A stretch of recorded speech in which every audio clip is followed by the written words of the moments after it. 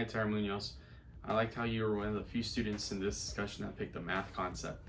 The math Common Core standards, those a little bit more dense, but definitely necessary for all of our students.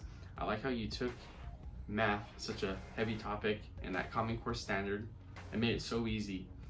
No doubt any teacher that can watch that and get the sense of how it would work in your classroom.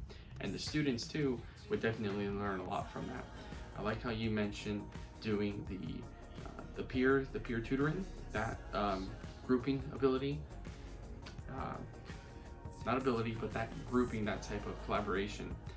Because when you pair a student that has the knowledge of this math concept and how to do the math, and one that doesn't, or they do a little bit, but they heard your way of explaining as a teacher, but now they hear another way from a student that understands how to do this. So hearing it from two people on how to do this, no doubt there's a greater chance that they'll be able to learn and master this topic, and they'll show adequacy for completing this Common Core standard, that they do know how to do the task at hand. So I really like that ability grouping, the one for putting them in the peer tutoring, and then the other ones that you mentioned, they were really good. No doubt if a child was in your classroom, they would understand, if not from the first, the second, then definitely the third method.